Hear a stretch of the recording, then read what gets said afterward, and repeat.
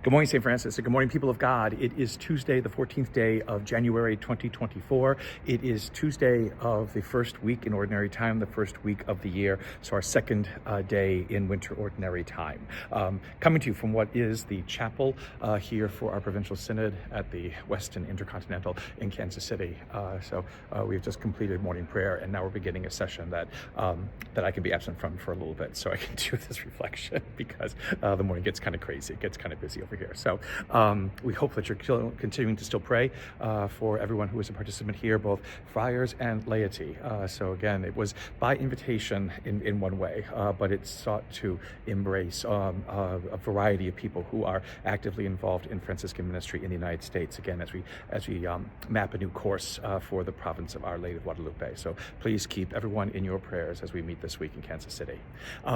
Hebrews gets a tad bit technical after a while, and it's highly theological in some ways, trying to again prove or demonstrate better to Jewish converts, so to Jewish people who have received the gospel, just what it means to be a part, of the life of Christ. So it continues this letter in speaking about, again, God's great condescension, condescension is having water on your window, condescension in showing favor to us, and of creating humanity in the divine image, a little less than the angels. Again, God does this out of love. God does this out of care. God does this out of wanting us to become something, within this world. Again, which is something that we don't often think enough about. Again, that we are created in the divine image to accomplish something in this world that God gives us. Again, what is that actually is one of the great adventures that each of us set ourselves on, when we are born, when we come into this world, is to understand how it is that this divine image that we are created in is meant to function, and to help this world become and understand, again, what it is and why God created it to begin with. And the first way in which we are able to do that is to recognize the connection that we have to God, to our Creator, and then to offer praise, to God. That's the whole point of having this relationship established with God and having us being a part of the life of God, is to be able to recognize this wonder and this beauty of having this relationship. It's not about authority and control. It's not about a fear of serving God and being offended or being afraid of offending this God. It isn't all those kinds of things that unfortunately were a part of Judaism to one degree or another and became a part of Christianity, especially over the Middle Ages, in which we likened God more to a king or to an emperor than we did to anything else.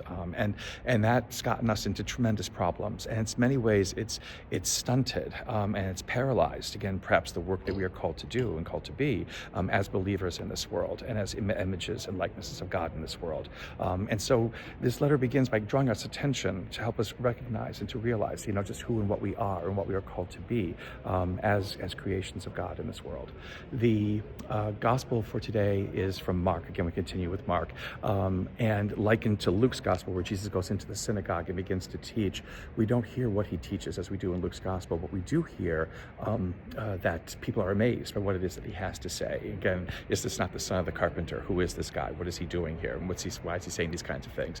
And then to make it even more interesting, a man with an unclean spirit. Again, Mark is very much concerned with demons at times, because again, it shows God's power over those things that we think are so powerful because they frighten us, that there's nothing to fear, again, because we are a part of the life of God, and Jesus easily quiets the unclean spirit and throws it out of the person who's being bothered by it. And the people are amazed by this.